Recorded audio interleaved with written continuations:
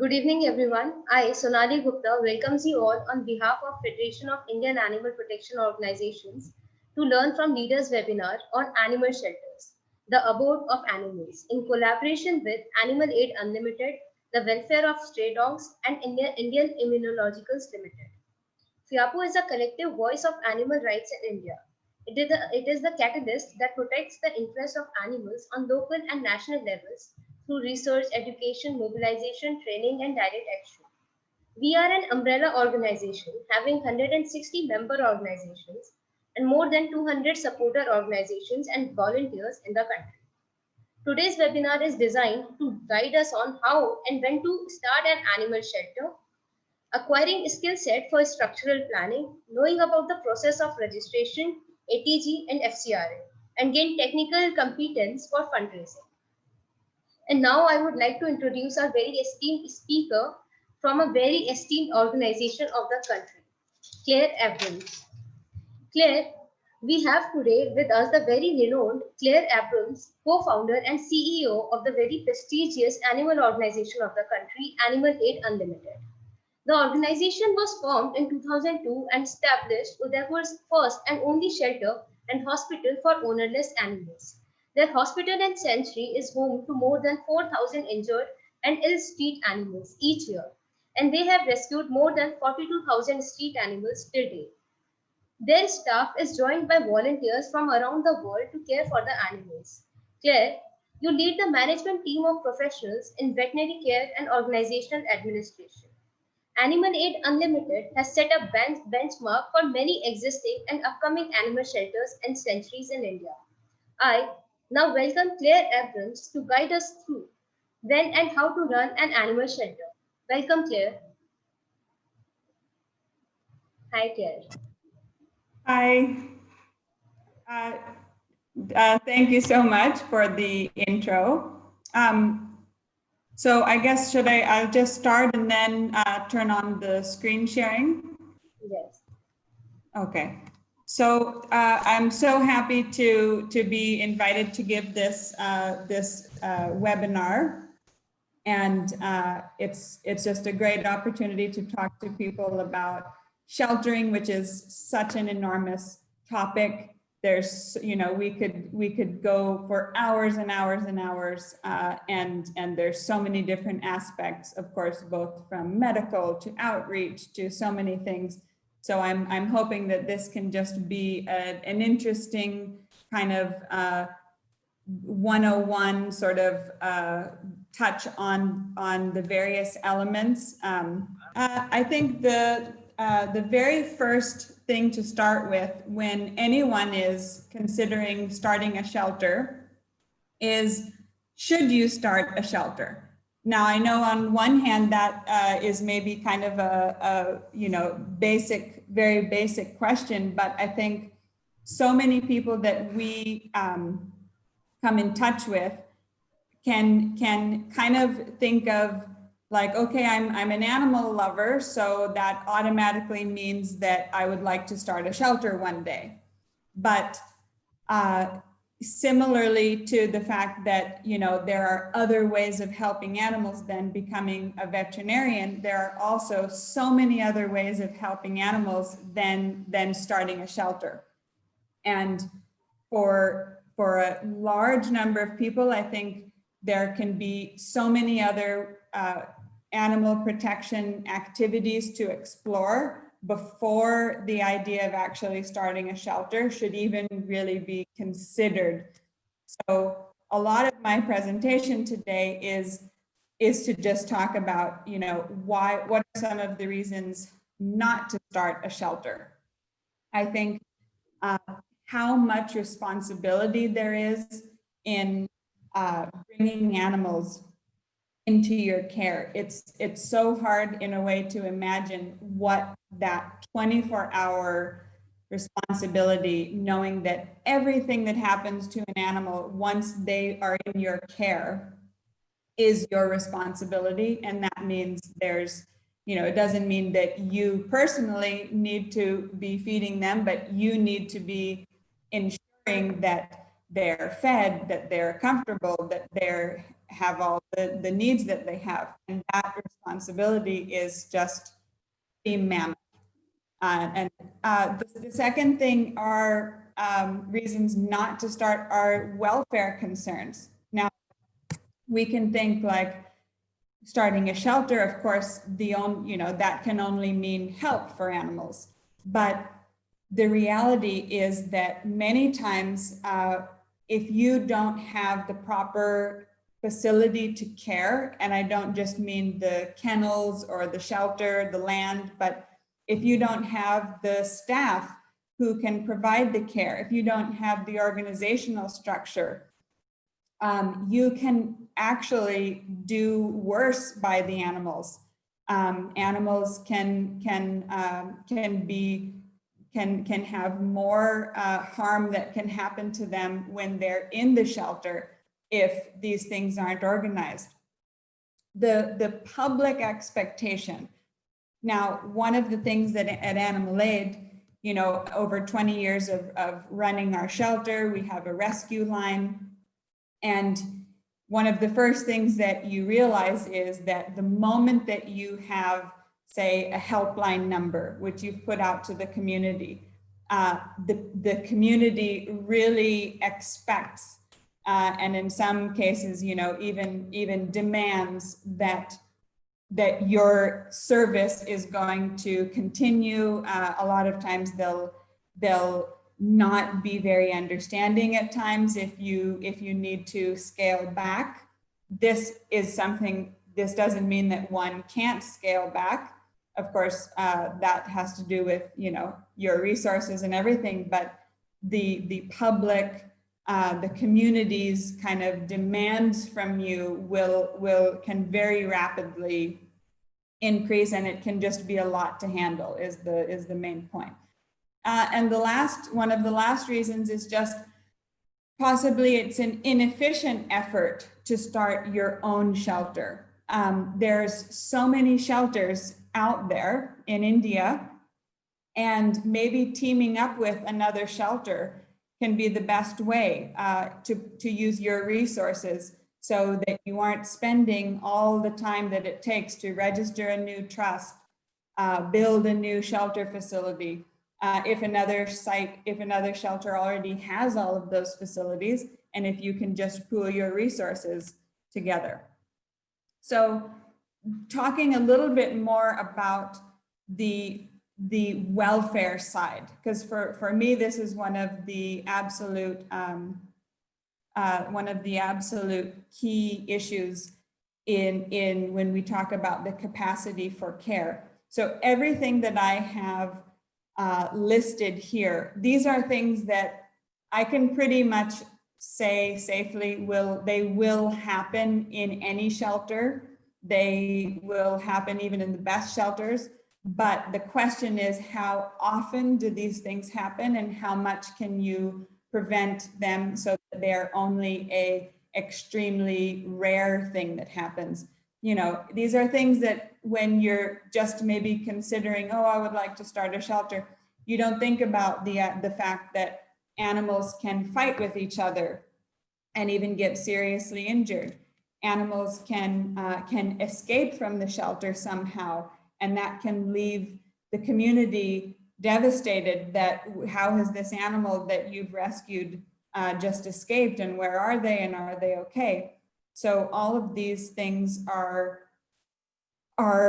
what you'll need to be constantly working if you do start a shelter to ensure do not happen. But I think that there can be a picture of, you're going to have a shelter, everything will run smoothly, but I always say, when you're working with animals, almost everything that an animal can do to make helping them harder, I find they will do, whether it's biting the IV out, chewing through this, injuring themselves, trying to escape. They really give you a run for your money. And obviously that's why we love them so much, but it's not easy at all times, for sure. So going back to the idea of pooling your resources together and being as efficient as possible. So what about helping an existing shelter? And this isn't, not only is it going to be great to do for its own right, but if you want to start a shelter ever in the future, this is the best way that you can prepare yourself for that. So whether it's getting in touch with a shelter or a rescue center or an adoption, you know, when I say shelter also, I mean any place that is housing animals, whether it's for a rescue or adoption. So fostering animals, promoting adoption, being a volunteer, or even joining as an employee. I think there's many animal welfare protection people out there that don't really consider being an employee in a shelter as a way of helping, but it absolutely is. And it will give you a level of experience and skills that you just wouldn't have if you were only, you know, maybe volunteering once or twice on the weekends or something. So there's so many things that you can do to support, and it's all going to work towards you potentially one day being able to start your own shelter if you believe that that's the best course. So some of the reasons to start a shelter, one reason is maybe you're in a smaller city and there simply is no shelter or clinic in your city. This is definitely why we started Animal Aid Unlimited in Udaipur back in 2002, was that there were no clinics, there was no shelter, there was no rescue service, and we were starting to find injured animals on the road, and we came to believe that the way for us to kind of live in that city was to try to help these animals, and we felt that us starting a shelter was going to be the only way that we could do that. Another reason to start, maybe there is a shelter in your city, but they're really doing the best that they can, but their kennels are full and they're at capacity.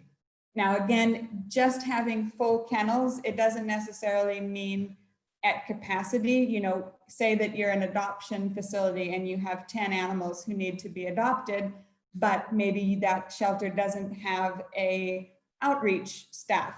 So how are those 10 animals ever going to be adopted?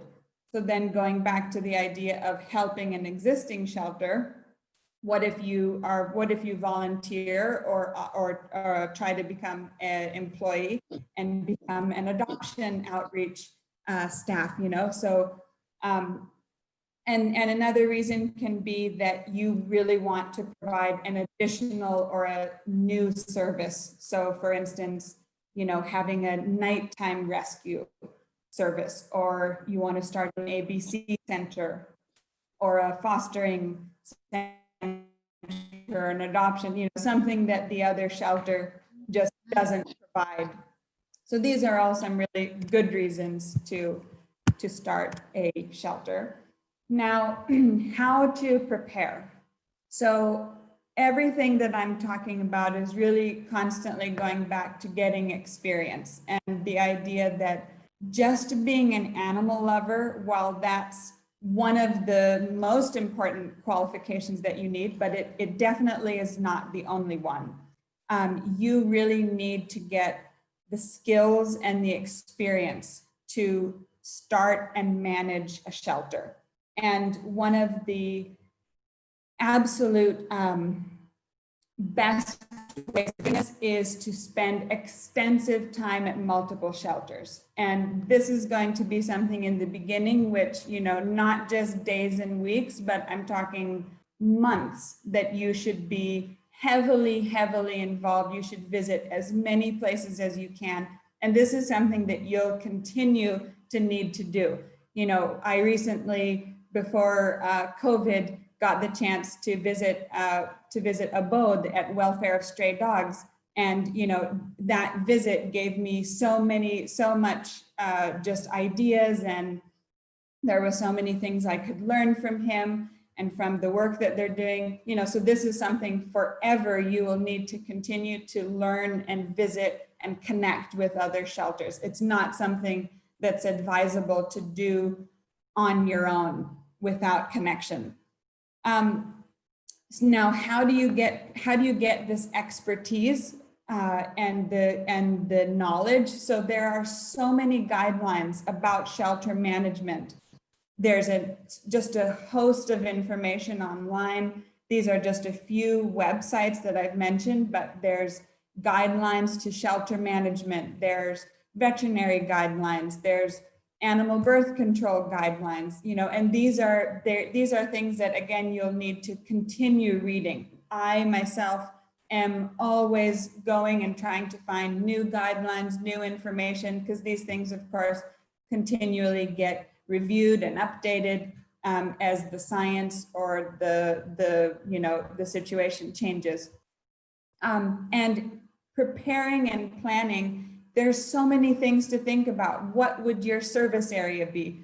Exactly what services would you provide? What kind of staff will you have? You know, I think even something like hiring a vet can be a very, very hard process, because it isn't a simple thing to just go out and hire a vet. You need a vet who specifically wants to work as a shelter medicine vet. And that's very different than a dairy vet or someone who wants to work in a clinic, because the needs of the animals in a shelter are much more holistic. There's kind of a herd medicine approach, and there's infectious diseases that need to be tackled in a completely different way. What are your financial resources? How can you make sure that you're not going to run out of funds and have animals, you know, going hungry in your shelter?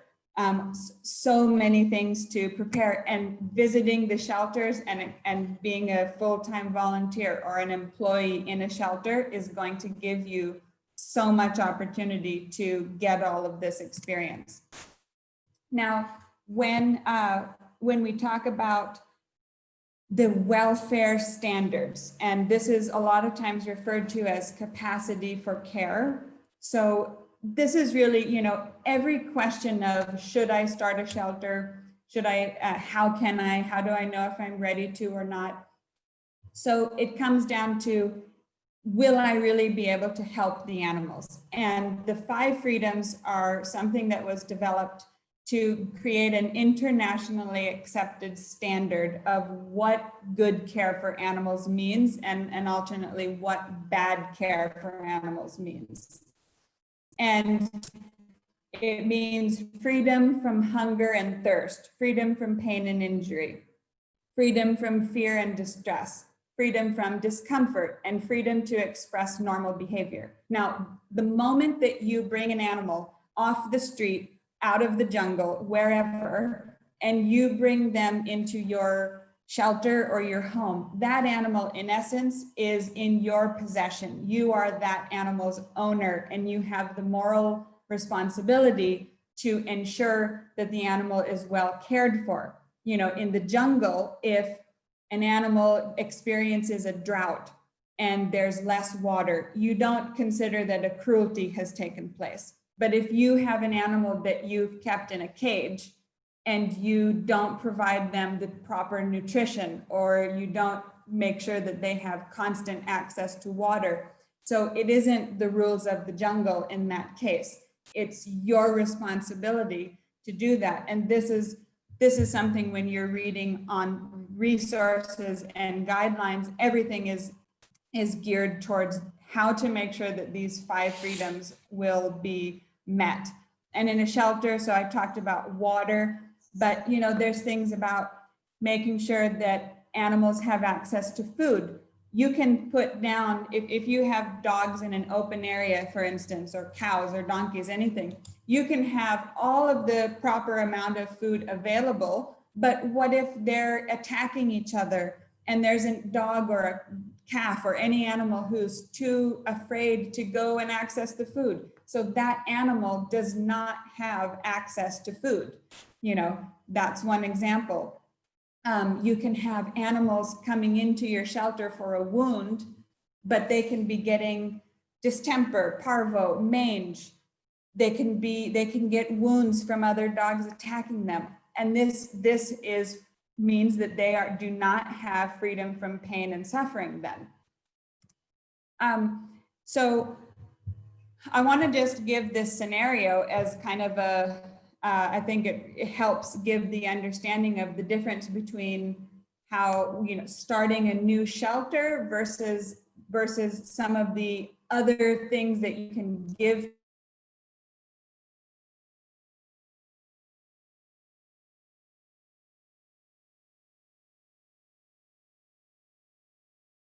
new kennels. Or, a recruitment site was able to give us 5 new management level staff who all had great experience in working in shelters. Which option would we go for? So probably it's going to be clear that we would definitely go for the 5 management staff, because if you have those 50 new kennels, for one thing, in 2 days, every single kennel will be full. Now, how do you get those animals adopted? How do you get them healed and back out? How do you have their birth, spay and neuter done? Whereas if you have the management staff, you can use those whatever kennels you have in a enormous way that you simply can't do without the people power. And so this is again just to promote the idea of maybe starting a brand new shelter isn't what's needed, but there's so many things that you can do to help a shelter. So just kind of starting to wrap up my talk, what are some of the big don'ts of running a shelter? So never rescue more animals than you have kennel space for, or staff to clean and give food and medical team to treat. Now, this is something which I think for every single person who's out there, whether you're fostering animals in your home or whether you have a big shelter like ours that has 700 animals, there's always a reason why there's another 10 animals to rescue. Oh, we're not going to take, we know that we're at our limit, but oh, there's just one orphan kitten. It is so hard to say no. It's so hard to ever turn away an animal. And this is something which, people need like therapy themselves to feel okay about knowing that, we can't do everything. And when people are coming to you, you're getting calls, and that, if I take this animal in, or if I start this new project, it doesn't always mean having an animal, but if I start this new project, will I be able to continue the standard of care? Will I be able to make sure that the ambulance service or whatever it may be runs? So this is where having a team, having protocols, and constantly staying focused on what your standard of care is, because otherwise, it's such a slippery slope, and the next thing you know, you're operating in a way that really isn't, that you want to do much better than that, but you're just kind of lost in all of the needs and all of the requests that are coming to you. Learn from others. Again, don't make the same mistakes that Animal Aid made 15 or 20 years ago. There are shelters who are gladly going to want to give any kind of mentorship, or potentially hire you as an employee, or have you be a long-term volunteer. And it's just a pretty sad thing if every shelter is doing the same mistake and having to make the same invention of rescuing animals or medical. We have to work together. We have to learn from each other and put our resources, because there are so few shelters in this country compared to the number of animals, and we have to be as smart and efficient as we possibly can be. And the only way for that to happen is to be generous with each other, try not to be competitive with other shelters, even if we don't think that they operate in the exact same way that we would, and try to come together and use all of our strengths in the best possible way. Don't leave the running of a shelter to a non-animal lover or a non-animal person. I've come across a lot of people who say, you know, yeah, I have 50 bighas outside of the city. I'm going to start a shelter and I'll find someone to manage it. That is just really, in my opinion, absolutely not going to be successful. You have to have a manager who is crazy about animals and passionate, because they will not be able to understand the needs of the animals in order to train the staff and make sure that there's humane handling and make sure that the animals are being treated well. And again, on the flip side, also don't think that just being an animal lover is enough. You absolutely need those skills and experience. And this is another issue, using yourself as a primary caregiver. And when I say you, I mean you who is thinking of starting a shelter or who is getting more involved or is already managing a shelter. It's so easy to want to be in there, go yourself on a rescue, go yourself to be feeding the animals or involved in, and you obviously will need to be very, very hands-on, but make sure that you from day one are not including yourself as a primary caregiver, because you need to be available to do fundraising, train your staff, try to recruit volunteers, train the volunteers, and all these things.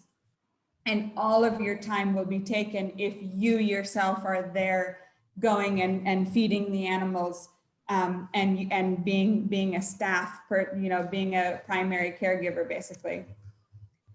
So to conclude this presentation, again, learning from shelters and collaborating. This is really the main thing. Planning, if you think you need to plan this much, plan 10 times more than that, really, because everything from a facility design, how the water will drain in the monsoon, to what do you do when a staff is injured, to HR related issues. There's so many things, and you'll plan best if you are getting experience on the ground by helping other shelters.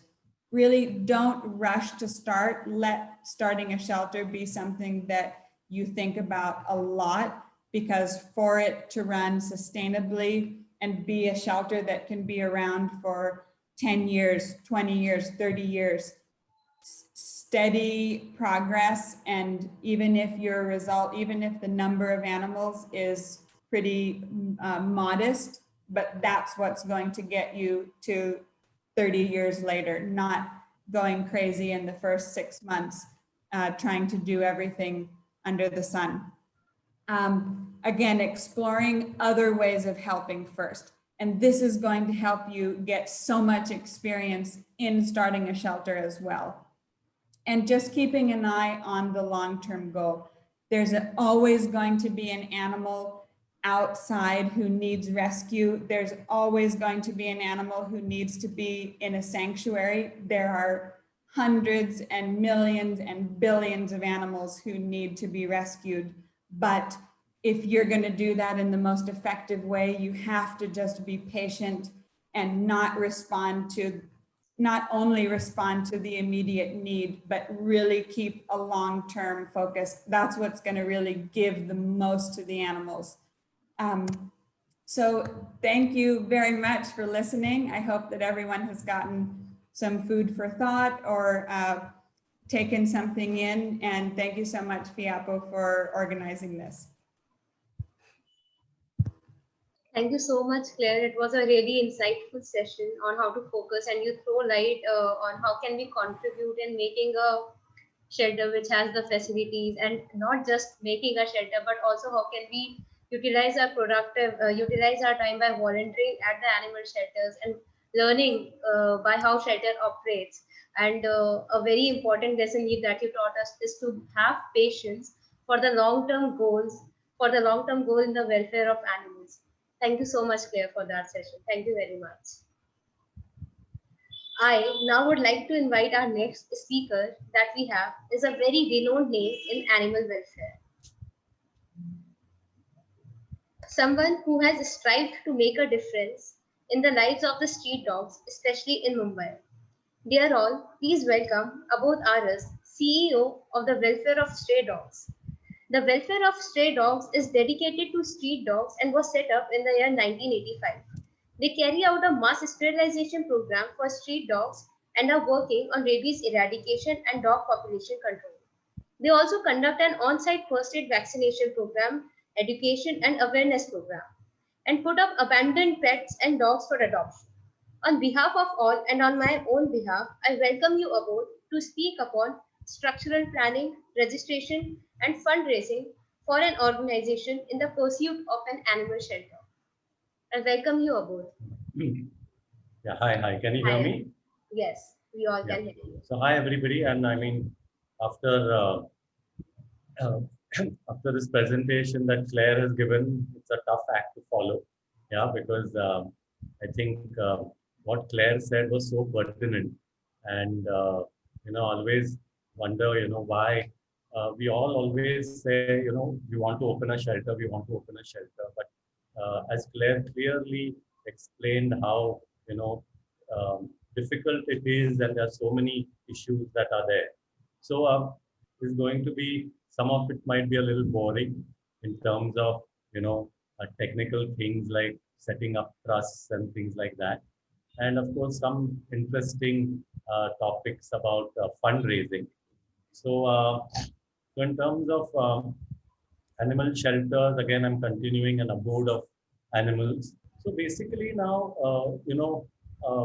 Claire spoke about, if at all you have to start a shelter, you know, and so what are the things that fundamentally that we need to keep in mind?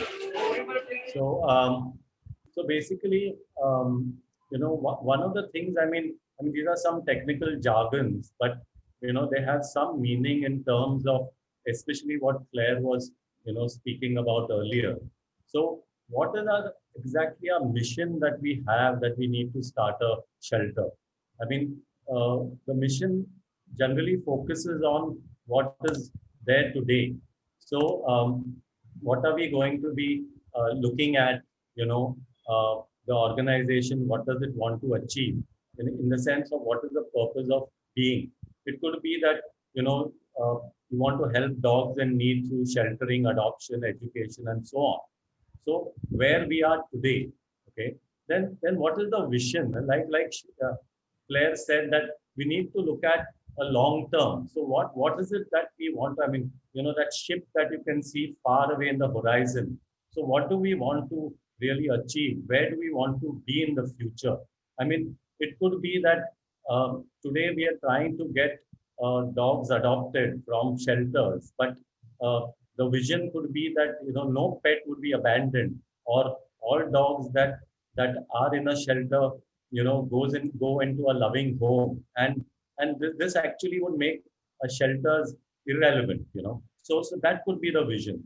Then of course there needs to be goals and objectives. So I mean, is it that I mean, this is so theoretical in terms of whatever practical that Claire was talking about. So to improve the quality of healthcare provided, or what is the goal? It could be to decrease the intake of animals. Do they really need to come into the shelter at all? It could be to improve the quality and quantity of shelter adoption, and then naturally for these goals one needs to plan strategically on what are the steps that we need to put into place to achieve these goals. And going on to like Claire said, what is it that we are doing right now? And it's just amazing, because I think it's very humble of Claire to to say this, because I think Animal Aid Unlimited is one of the best shelters that is there in this country. But still, uh, she still wants to learn. She still goes all over the country to and visits shelters. What is it that we are doing right now? I mean, and is there any gap between our existing practices and what are the benchmarks or generic practices or best practices that are being followed elsewhere? Also, one needs to look at the context. I mean, in terms of if we have a place that can keep only 10 dogs, that is naturally a constraint. So are we going to keep taking in dogs or cats? Are we going to have some kind of a plan to see that they get adopted, so you can take in more animals. So it's no point in taking in 20 dogs when you have place for 10. You'll end up with all the problems that Claire spoke about. Also, in terms of consultation and engagement, so we need to literally look at what are the different help, what is the different help that we need in terms of whether volunteering, whether I mean I remember at WSD we had taken help for a long time, and we still do, from behaviorists that come in and help us with our adoption, and they take us through the whole process. Really? So that is something that we need to be aware about. Yeah. Next slide, Sonali.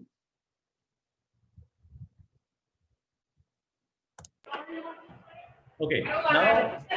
Now this technical thing about whether one needs to, if you ever want to start, and like I keep emphasizing what Claire said and totally agree with it, that do you really need to start one more NGO, one more, it could be a trust, society or company, or can you just go and help, volunteer, aid, whichever exists right now in your city or your area. So I mean, I understand that sometimes people want to establish their own identity, and that's why we do. But I think we need to look at the bigger picture and see whether it is really required. I mean, I always look at in Bombay there are so many NGOs doing amazing work, and if somebody is already present in that area, I would say that it's no point me duplicating the efforts. Resources are so limited. So after all this, you still want to start a trust or a society or a company. Naturally, there are these three options which are there, and you can either start a Section 8 company or a society or a trust. Now, there are different, laws, etc., that govern these entities. So, in terms of a Section 8 company, it comes under the Companies Act. In terms of a society, it comes under the Societies Registration Act. And in terms of a trust, it comes under the Indian Trust Act, or in Maharashtra and Gujarat, there are the local acts also exist. What are the documents that are required? I mean, the main document. So one is, of course, for the trust, you need to form a trust deed, which needs to have objects defined clearly and so on. And for a society and a Section 8 company, you have a memorandum of association and rules and regulations of what exactly the organization wants to do. And sometimes people ask, what are the advantages, or which of these is better to form? So, like enumerated in this table, a society is more democratic. If you set up a society, a trust requires minimum only two trustees, or in fact in Maharashtra it is minimum three trustees. So the control might be limited to a few people. And in a Section 8 company, the prevention of taking over is I mean, you can't just take it over. So it depends on what exactly are the advantages that you want to go in for. Remember, for a trust, you need to spell out the objects of the trust. I mean, to give an example, suppose welfare of stray dogs objects were, when we started in 1985, to only help street dogs. Yeah, but we then want to start helping cows and donkeys and horses. It might be difficult to change these objects. We are not. I mean, luckily, our settler, etc., had the foresight of encompassing all animals. But I'm just giving an example of how then it's very difficult to change the objects of the trust. So you might want to think about what is it that what is advantages for between a society, a trust, and a Section 8 company. Next.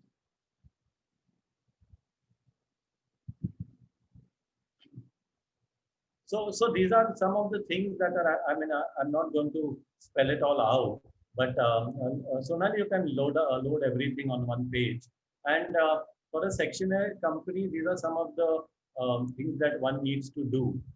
For like earlier I said, there need to be directors, and these are all the documents that are needed. Yeah. Next. For a society, again, naturally, you need to select a name. So you need to think that, remember that this is a very long-term organization. So you need to think of a good name for the organization. And again, these are all the different documents that are needed, as far as if you want to register as a society.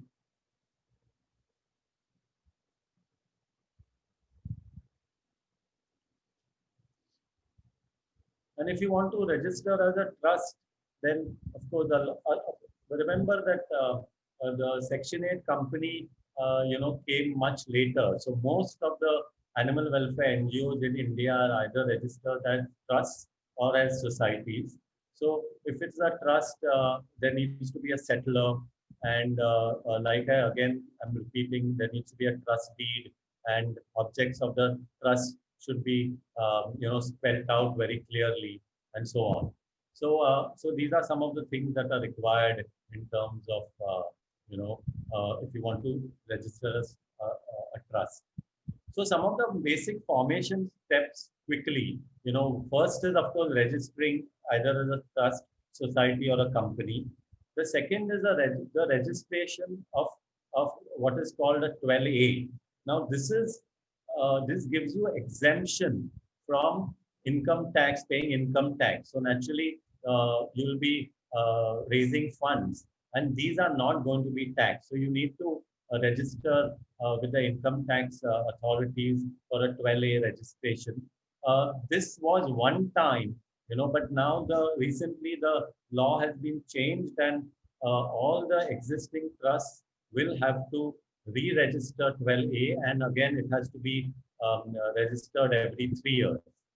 ATG, everybody knows that after you have set up a trust or a society or a company and you've registered under 12A, then you can go in for an ATG certification, which helps donors.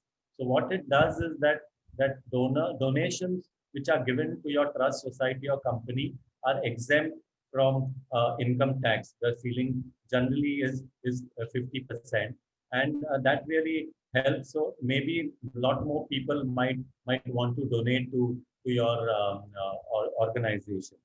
Remember that recently, about 2 years ago, donations in cash about 2,000 rupees are not eligible for a ATG exemption.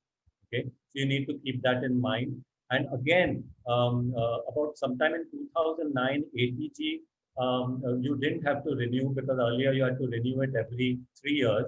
But again, from this year or the next year, they are going to, you need to again renew it every year. You have to re-register for ATG, and you have to renew it every 3 years.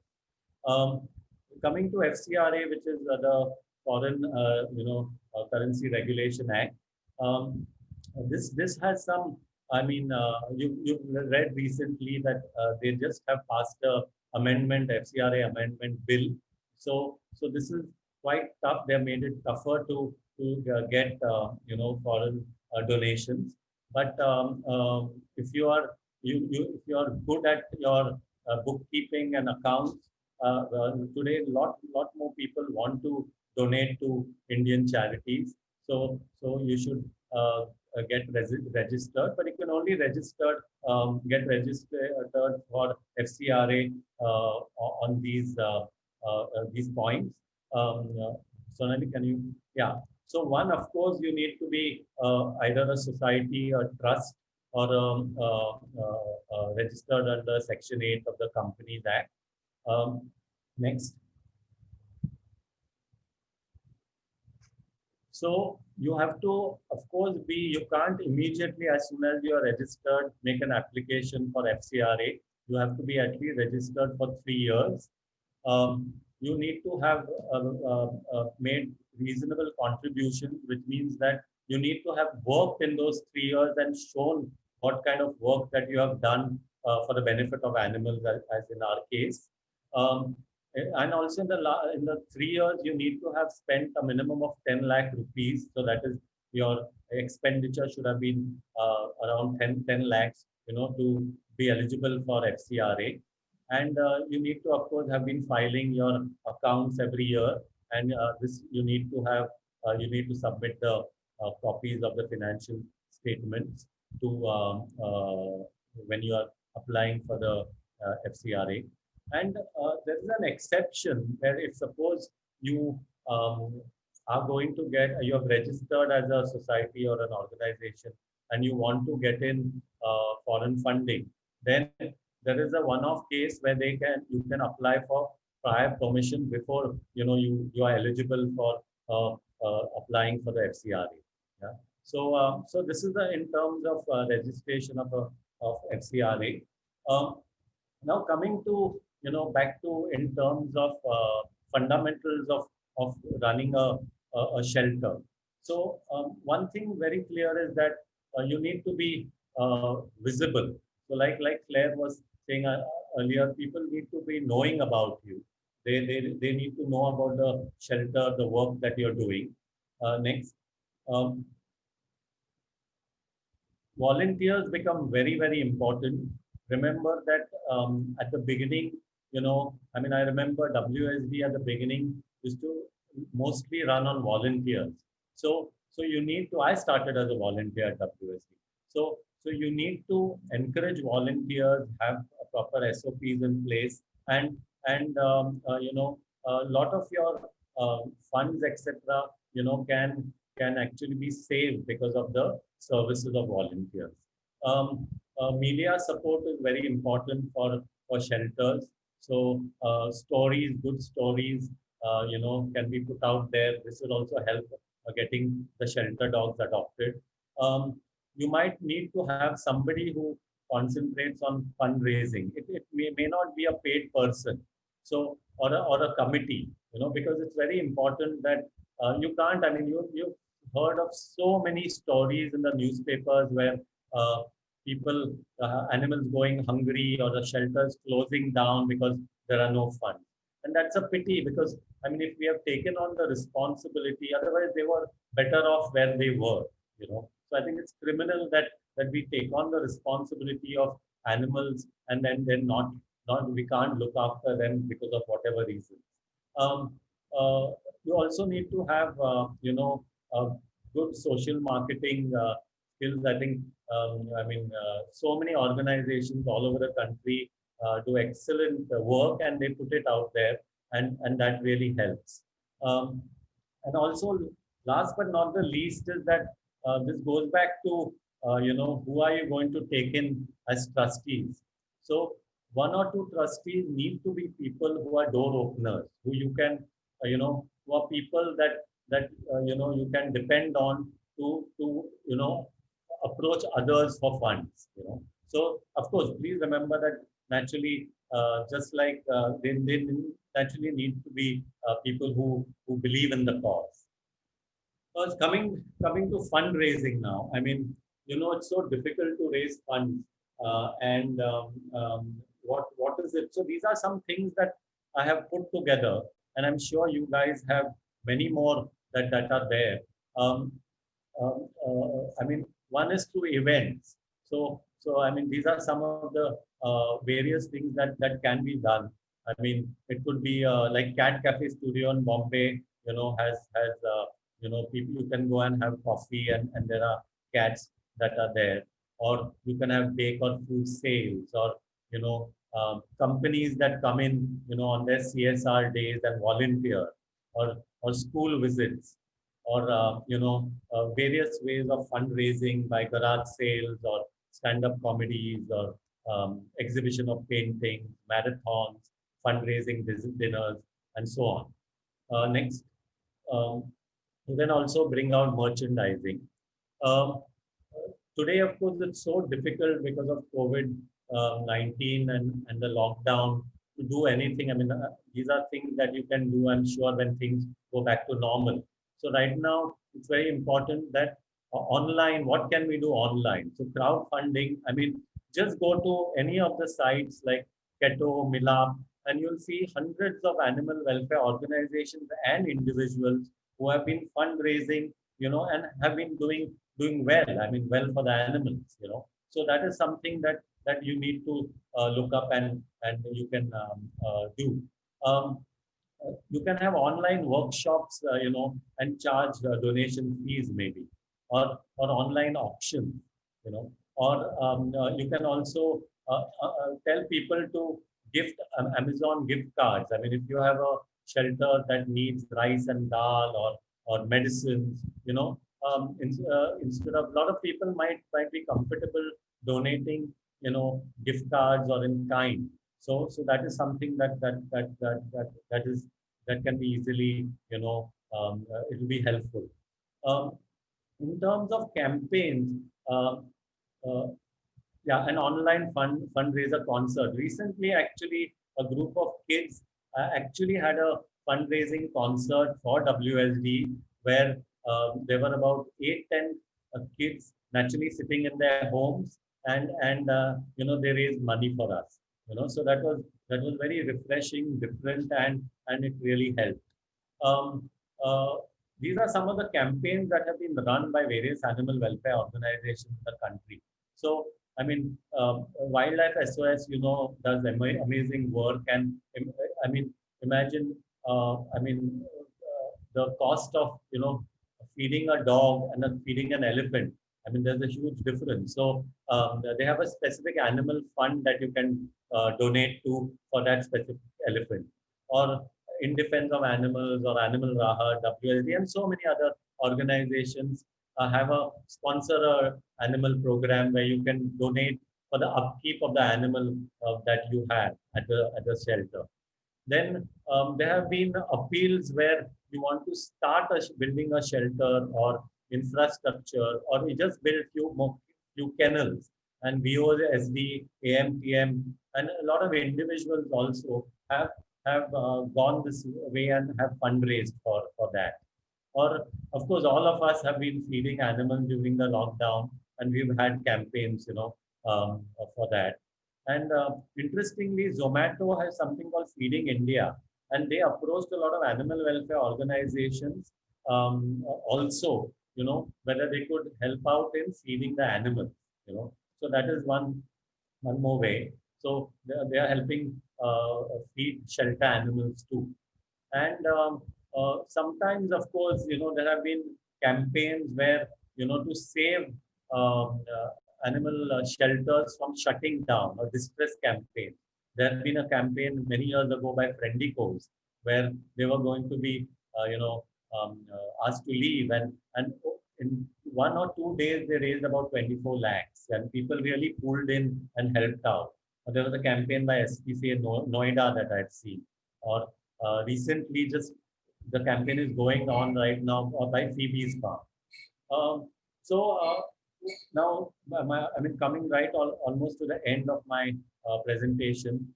Again, other fundraising methods are in-kind donation. This works very well. You can have people donate food, medicine, maybe enrichment tools that are required at the shelter. People are very happy to give, capital costs. A lot of times it's difficult to raise money for recurring costs, but they don't mind giving you money for an operation table, or an ambulance, or an X-ray machine. So that's something that you can look at, especially the Rotary clubs, and the Lions clubs, and of course, you can put their name. So it's on these 5 kennels have been sponsored by so and so, or put it on the ambulance. Um, you can have wish lists for specific animal needs, So, and you can make it nice and emotive because, maybe Julie in the kennel loves to eat dal and rice only, or there is an animal that is a paraplegic and needs a car. So that is something specific. Lot of dog product brands also want to sponsor, so maybe they can be approached. You can have events at the shelter. Of course, you need to be very careful right now with SOPs of COVID safety in place, or this can be, of course, done at when things become normal. But I remember we had a Christmas celebration at WSB, and so many people turned up and brought gifts for the dogs and so on. When visitors come to the kennels, you can keep donation boxes at prominent places because maybe they can think of, it becomes a reminder for them to donate. Of course, basic thing about your website you need to have, and you can have a donation a portal where people can donate. Remember today, again, a lot more people are naturally donating online, NEFT, to different means. And you should have a good social media, accounts, Instagram, Facebook, Twitter. All of you would have seen the amazing videos that Animal Aid Unlimited brings out, heartwarming videos of shelter animals, and that really helps, And maybe, volunteers, overseas volunteers pay a charge and come in, so that could add to the fundraising. So the last is, remember that it's never easy. It depends on the life stage of your organization. Whether you're at the beginning, it's much tougher. The size of the shelter, the bigger the shelter, naturally you have more problems and more funds to raise. Of course, smaller shelters also, have a tough time raising funds. You need to try and develop a diversified range of donors, from maybe corporates to trusts to individuals, Then have a fundraising calendar, in the sense that during the year, what are the different times of the year that you can raise money? In the sense, like WSD brings out a calendar at the end of the year, or during Diwali or Christmas, maybe an appeal can go out. So that is something that you can do before March. A lot of people want to donate from the tax point of view, what I spoke about earlier, ATG. So maybe something like that. And it's also important how you know where your donations are coming from, and it's very important to thank people, promptly, because these are the people who are really helping out, and they will do so, in the future. And it's just a genuine, way of appreciating people who are helping. So I think that's it. And thank you. I hope, like this doggy, you guys have not fallen asleep after my presentation. But thank you so much. And I'm sure Claire and I will be very happy to take any question. Thank you so much, Abodh, for sharing with us the technical knowledge that is required to open a organization and then to go for a shelter. Hello, sir. Thank you so much, Abodh, for sharing with us the technical knowledge that is required to register an organization, to plan about an organization and a shelter, and how to fundraise. Because many a times, organizations as well as animal shelters, they face fundraising problems. They face how to fundraise with people, how to contact people, how can they enlighten people about their own work. Thank you so much for sharing with us all this knowledge, and I just hope that whatever we have learned from you, we can process it in our day-to-day life when we are running an organization or a shelter, or whenever we are volunteering with any other shelter. Thank you so much. For all the participants, now we are open up for question and answer. So whatever questions now you have, you can please ask Claire and Abodh.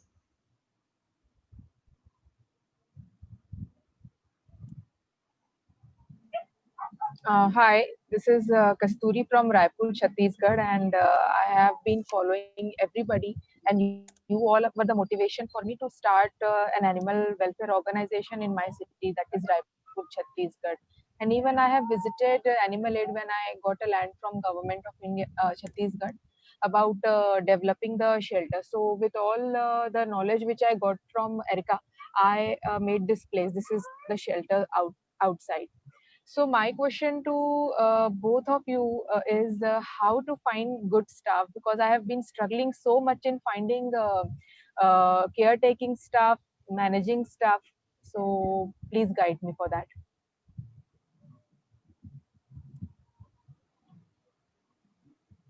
Claire? You can go ahead, or I can go ahead, whichever. Yeah. It's a good question. I know.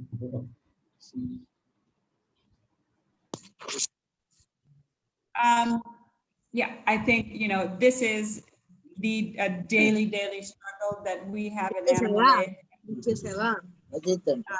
sure that absolutely every shelter is facing this. And we have had different strategies in the past. We're constantly figuring out, how do we do recruitment? How can we, for us, a big issue is how can we have, get our caregiving staff to be comfortable doing some of the work that, means moving, cleaning the animals, cleaning up the poop, touching dead bodies, all things that are not on the about doing it first. So we've got some people speaking here. So I think it's just really working closely with the people trying to work one-on-one with new staff, and really paying attention to the, having kind-hearted people on your team. I would say this is the one biggest, even if someone doesn't know how to handle dogs, doesn't know how to do the work, but if they're a sincere person, it's going to be 100 times better than someone who doesn't have a good attitude and might, may have a mischievous side to them, but appears to be more talented. So that would be my number one advice. Yeah, I think, like I said earlier, when we started WSD, it was more volunteer driven. And then we realized that naturally, to grow, to help more animals, we need to recruit more and more people. And how it helped is that our on-site first aid program that we have, where we volunteers used to go and treat street animals on the street. When more and more people started coming to know of that, and we started actually meeting a lot of people who used to look after animals, they actually also, said that, do we have a job opportunity with you?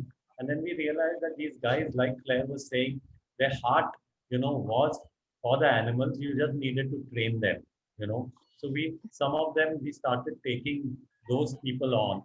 And of course, with existing staff, word of mouth and so on, because unlike other sectors, there's no recruitment, cell that exists, in our sector, where you have trained people that are there, sitting. So you need to, of course, focus a lot on training. So it could be just somebody who loves animals and wants to work. And of course, I mean, it must be difficult because in Bombay, it's a little easier because a bigger city. I know it must be difficult in Raipur. But I think, with people knowing you just started, more and more people will know about the good work that you're doing, and I'm sure, the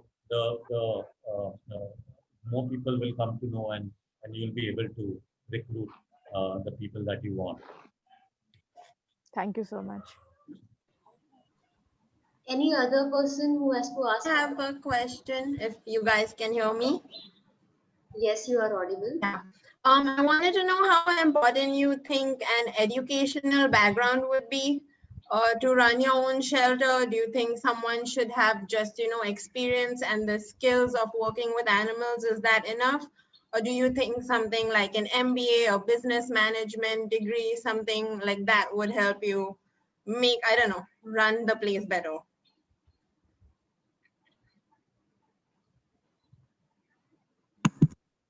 Abodh, you can go for this one. Okay. Well, you do not, of course, require a business management degree. Uh, though I have one because, I think MBA also means Master of Bullshitting Arts. But I think one is that you need to um, uh, you need to have basic one. Of course, the passion of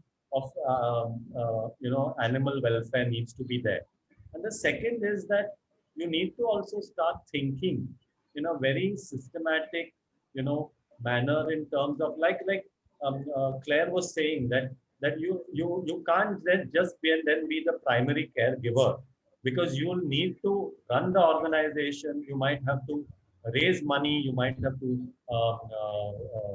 volunteer. I mean, I remember at the beginning, I was from a tune to everything. I used to run around, deliver things, whatever. So it's not a question of just that you need to have an MBA degree, but you need to have that thinking of how do I systematically go about, doing whatever we need to do, to improve the life of animals. It also needs to have, humility like Claire, where you are open to learning. A lot of times, it happens to me also that we think that we know everything, and we can't. I mean, we've reached this peak that I know everything, and I don't think I can learn from anybody. And when that comes, then that's the end. So I think all these factors combined really will help us run animal organizations or shelters better. Claire, if you want to add anything. No, I think absolutely, as you say, it's really the mindset of being someone who's constantly learning and constantly knowing that we don't know everything. We never will. There's always more for us to do, and it's all about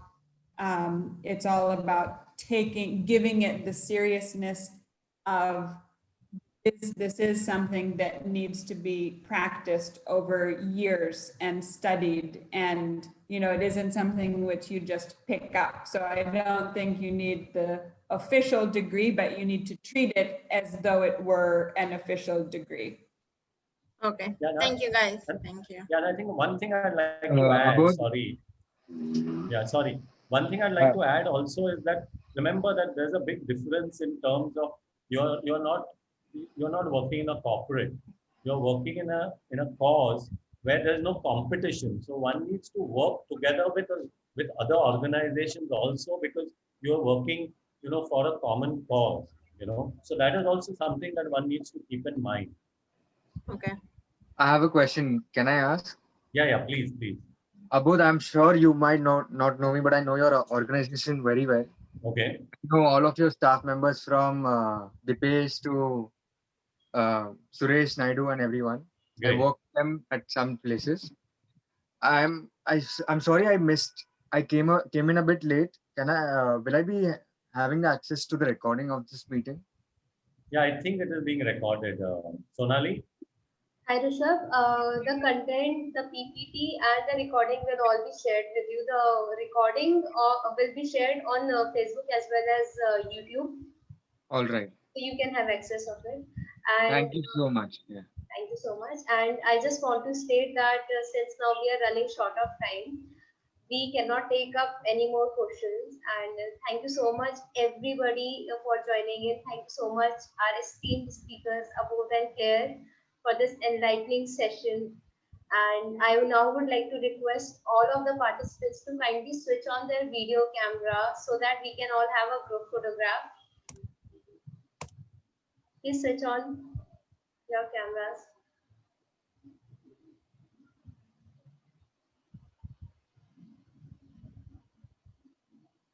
Everybody is shy to do that.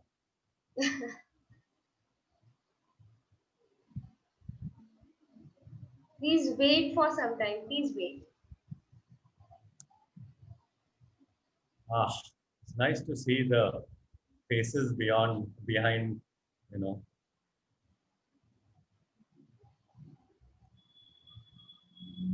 Again, thank you so much, everybody, for joining in. Thank you so much, Abodh and Claire. Thank you, and thank you everybody for. It was a really nice session. Thank you so much. I just wish that it was with all of, at a conference somewhere and live, but this is definitely the next best thing to that. Yes. All right. Thank you so much, everyone. Thank you. Have a nice day. Bye-bye. Thank you. Bye. Bye.